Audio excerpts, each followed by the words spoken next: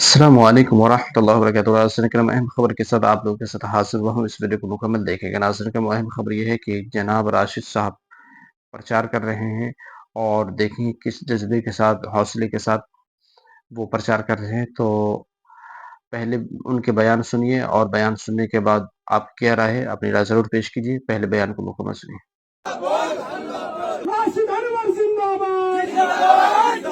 पहले आप बोल रहे तो एमआईएम को देंगे, चाहे अगर हम निर्दलीय भी लड़ गए। मेरे भाई एमआईएम भी तो महागठबंधन को ही करेगी ना। एमआईएम ने तो हमारे टिकट को खत्म कर दिया। अच्छा, राशिद जी लगातार क्षेत्र में घूम रहे हैं, कैसा लग रहा है आपको? बहुत अच्छा महसूस हो रहा है। हमारा ये काम तो 11 सालों से हमारी मेहनत थी, लेकिन एमआईएम वालों ने मेरे साथ बड़ी नाइंसाफी की। अख्तर ईमान ने खुसूसन मेरे साथ नाइंसाफी की। मेरे जीतने का डर उनको सता रहा था, जिसकी वजह से मेरे टिकट को एक ऐसे लोगों के हाथ बेच दिया गया जिसका कोई वजूद नहीं था एमआईएम में, और न उसकी सियासी कोई पकड़ है, न कोई समाजी पकड़ है। ऐसे लोगों को साजिश के तहत अख्तर ईमान को ये लगा कि ये बोलने वाला है, लड़ने वाला है, बेखौफ है, अगर ये चुनाव जीत जाएगा, और हालात भी ऐसे थे कि हम चुनाव जीत रहे थे। एक साजिश की गई मेरे साथ, और साजिश के तहत हमारे अख्तर ईमान भी उसमें शामिल थे, और अररिया के जो मौजूदा विधायक है अब्दुल रहमान साहब, जो कांग्रेस से हैं, और उन्हीं का जीजा जी है ये मंजूर साहब, इंजीनियर साहब, जिन्होंने पतंग के निशान को लाया है ना, और बहुत सारे पैसे देकर इन्होंने टिकट को खरीदा है। अख्तर ईमान ने मेरे सपनों का सौदा नहीं किया, बल्कि पूरे अररिया विधानसभा के अवाम के सपनों का सौदा किया है। अररिया विधानसभा के लोगों के आंखों में जो आंसू है और जो आह निकली है दिल से, ये आह अख्तर ईमान को बर्बाद कर देगी इंशाअल्लाह। और मेरी मेहनत बढ़ गई है। मैं राशिद अनवर उसी जगह पर हूँ, बस मेरे निशान बदल गए हैं। अल्लाह का करम है कि मैं आज 5 दिनों से क्षेत्र में घूम रहा हूँ। जितनी भीड़, जितनी दुआएं, जितना साथ लोगों का मुझे मिल रहा है, उतना किसी और उम्मीदवार को नहीं मिल रहा है। ये यकीन है कि इंशाअल्लाह ताला हम चुनाव जीतेंगे। अररिया की अवाम हमारे साथ है। ये लड़ाई अमीर और गरीब की लड़ाई है, ये लड़ाई जालिम और मजलूम की लड़ाई है। हमने 11 साल से एक एक इंसान के लिए, एक एक फर्द के लिए, जिन लोगों ने मुझे कहा, जिन लोगों ने मुझे जरूरत पर बुलाया, मैंने रात के अंधेरे को नहीं देखा, मैंने सुबह की तारीखी को नहीं देखी। हम फौरन से वहां पहुंचे और पहुंचकर उनकी मदद किए। मैंने राशिद अनवर ने किसी को एक वक्त का खाना नहीं खिलाया। राशिद अनवर लोगों के दिलों में एक जगह बनाया है। ये मोहब्बत जो अररिया के लोगों के दिलों में राशिद अनवर ने पैदा किया है, ये मोहब्बत इंशाअल्लाह ताला मैं मरते दम तक बरकरार रखने की कोशिश करूंगा। जीतने के बाद सबसे पहले क्या काम करेंगे? जिंदाबाद। अगर आप विजेता होते हैं, लोग आपके ऊपर भरोसा जतलाकर आपको जिताते हैं, सबसे पहला क्या काम करने वाले? सर, इसी साजिश के तो हम शिकार हो गए। मेरे काम को, मेरे खिदमत को, मेरे इखलाक को लोगों ने देखा। नेताओं को ये चीज हजम नहीं हो रही थी कि राशिद अनवर अगर इलेक्शन जीत जा रहा है तो हम लोग ताहयात उसको कुर्सी से नहीं उतार पाएंगे। उसका साफ वजह यह है कि मैं गरीबों का हमदर्द हूँ, मैं मजलूमों का साथ देता हूँ, जालिमों का साथ नहीं देता। मेरे इलाके में, मेरे क्षेत्र में, मेरी निगाहों में, मेरी नजरों में कहीं पर भी कोई जुल्म अगर हो रहा होता है तो उसके खिलाफ राशिद अनवर की आवाज सबसे पहले उठती है। कोई बेबस है, कोई मजबूर है, उसकी मदद राशिद अनवर सबसे पहले करता है। यही 11 साल की खिदमत तो है जो आज लोगों के आंखों में आंसू है। मेरे जीतने के बाद मैं 3 काम अव्वलन करूंगा। सबसे पहला, स्वास्थ्य की सुविधाएं बेहतर करवाऊंगा। अस्पतालों में डॉक्टरों, नर्सों और दवाइयों का मैं बेहतर इंतजाम कराऊंगा। सरकार के द्वारा जितनी भी सुविधाएं दी जाती है, वो तमाम तर सुविधाएं मैं मुहैया कराने का काम करूंगा। क्योंकि जितने भी लोग हैं, अमीर लोग तो अपने इलाज प्राइवेटों में करा लेते हैं, लेकिन ये बेचारे गरीब लोग जो दवा ना मिलने की वजह से, सही वक्त पर इलाज ना होने की वजह से इनके घर के लोगों की मौत हो जाती है, और ये बेचारे बेबसी और बेकसी के आंसू बहाते हैं। मैं जब एमएलए बनूंगा तो सारी दवाइयां और डॉक्टर वहां पर अवेलेबल करवाऊंगा। ये पहला काम है स्वास्थ्य के इसमें।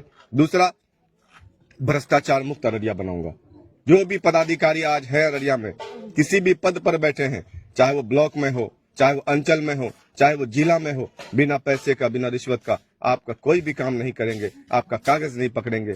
इसीलिए मैं इन तमाम तर भ्रष्ट पदाधिकारियों के खिलाफ सख्त कार्रवाई करूंगा, ताकि आने वाले पदाधिकारी भी को इस चीज का डर रहे कि अररिया है, यहाँ पर घुसखोरी नहीं चलेगी। तीसरी चीज, मैं नशा मुक्त समाज बनाऊंगा, नशा मुक्त अररिया बनाऊंगा। आज हमारे नौजवान नशे के आदी हो चुके हैं। 10 साल के बाद अगर यही हालत इन लोगों की रही तो यकीन मानिए कि हमारे नौजवान सड़कों पर नजर नहीं आएंगे, घरों में नजर नहीं आएंगे। बल्कि ये जेलों में नजर आएंगे, अस्पतालों में नजर आएंगे, या नहीं तो कब्रिस्तानों में या पागल खानों में नजर आएंगे। इस नौजवान की को सुधारने की जिम्मेदारी, अहम जिम्मेदारी जो पुलिस प्रशासन की है, हमारी है, गांव समाज के बड़े जिम्मेदारों की है। लेकिन आज सब आराम से सोया हुआ है, किसी को जरूरत नहीं है कि उसके खिलाफ बोले। पुलिस को क्या है, उनको तो पैसे मिलते हैं, नशा बेचने वाला उनको कमीशन पहुंचाता है और वो उनके इससे नशे का पूरा खेप चलता है। कभी कभार एक दो पकड़ लिया दिखाने के लिए मीडिया में और दिख जाता है। लेकिन मैं पूर्ण रूप से ये वादा करता हूं कि अररिया विधानसभा में मेरी मौजूदगी में एक भी नशा कारोबारी बाहर नहीं टहलेगा, बल्कि जेल की दीवारों के पीछे में भेजने का काम करूंगा। अच्छा, आखिरी संदेश अररिया विधानसभा की जनता को क्या? अररिया विधानसभा के लोगों से बस मैं यही कहूंगा कि आपका भाई, आपका बेटा राशिद अनवर गरीबों मजलूमों की हमेशा से बेबाकी से आवाज बुलंद किया है। आज मेरे साथ जो नाइंसाफी हुई है, जो मेरी हक तलफी हुई है, उस हक तलफी के खिलाफ राशिद अनवर को अकेले नहीं बल्कि आप तमाम लोगों को लड़ना है। इस बार जो आप वोट करेंगे, मजबूरी के नाम पर वोट नहीं करेंगे बल्कि मजबूती के नाम पर वोट करेंगे। पार्टी को देखकर वोट करेंगे तो आप हमेशा मजबूर रहेंगे। आप उम्मीदवार को देखकर वोट करेंगे, वो उम्मीदवार जो आपके हक और हुकूक की इंसाफ की लड़ाई को लड़ता हो, उस उम्मीदवार को वोट करिए। आप पूर्णिया के पप्पू यादव के इतिहास को अररिया में दोहराइए। पूर्णिया में पप्पू यादव के साथ जब पार्टी ने नाइंसाफी की थी, उनको टिकट नहीं दिया था, लेकिन अवाम ने उनको मोहब्बत दिया, अवाम ने उनका साथ दिया। पूरे हिंदुस्तान के दोनों दल के बड़े बड़े नेता आकर अवाम को गुमराह करने की कोशिश की, लेकिन अवाम गुमराह नहीं हुआ बल्कि अपने वादों और इरादों पर अटा रहा। और आज उसका नतीजा है कि पूर्णिया के अवाम को इस चीज का अफसोस नहीं है कि हमने गलत नेता को चुना, बल्कि उनको फख्र है कि हमने एक ऐसे नेता को चुना जो नेता आज जीत कर हमारे लिए बोलता हो और लड़ता हो। मैं जब जीतूंगा तो मैं महागठबंधन को समर्थन करूंगा, लेकिन वादों के साथ समर्थन करूंगा। जिस चीज की कमी अररिया में है, उस चीज की कमी को दूर करने के लिए, क्योंकि मैं तो उसका कोई खरीदा हुआ गुलाम नहीं रहूंगा कि वो जो बोलेगा मैं खामोशी से सुनूंगा। नहीं, वो जो बोलेगा उसके खिलाफ मैं लड़ूंगा। मैं अपने हक और इंसाफ के लिए लड़ता रहूंगा और अररिया विधानसभा को एक बेहतर अररिया बनाने का पूरा प्रयास करूंगा। अच्छा, अभी आप कह रहे हैं कि जीतने के बाद महागठबंधन को आप समर्थन देंगे? बिल्कुल करेंगे। पहले आप बोल रहे तो एमआईएम को देंगे, चाहे अगर हम निर्दलीय भी लड़ गए। मेरे भाई, एमआईएम भी तो महागठबंधन को ही करेगी ना। एमआईएम ने तो हमारे टिकट को खत्म कर दिया, इसी वजह से हमारी सियासी कत्ल हो गई। तो एमआईएम को हम सपोर्ट देके क्या करेंगे? हम महागठबंधन को सपोर्ट करेंगे। एमआईएम के अगर लोग जीतते हैं तो अच्छी बात है, वो भी महागठबंधन में जाएंगे और हम भी महागठबंधन जाएंगे। हमारा तो मकसद है भाजपा को रोकना, हम भाजपा को रोकने का काम करेंगे। अच्छा, मुस्लिम उप मुख्यमंत्री पे क्या कहना चाहते हैं? देखिए, 18% की आबादी है मुसलमानों की, उप मुख्यमंत्री तो मुसलमान को होना चाहिए।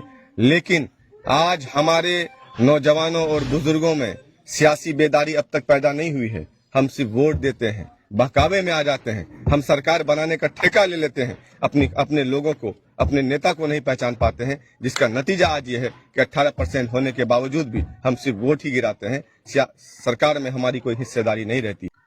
तो नाज़रीन किराम, आप लोगों ने जनाब राशिद साहब के बयान को मुकम्मल सुना और जो प्रचार कर रहे हैं और जो लोगों से, आवाम से उनकी मोहब्बत है और आवाम की उनसे मोहब्बत है, तो आप इसके बारे में ज़रूर कमेंट सेक्शन में अपनी राय पेश करें और इस वीडियो को शेयर करें। हमारे चैनल को सब्सक्राइब करें। अस्सलामु अलैकुम व रहमतुल्लाहि व बरकातुहू।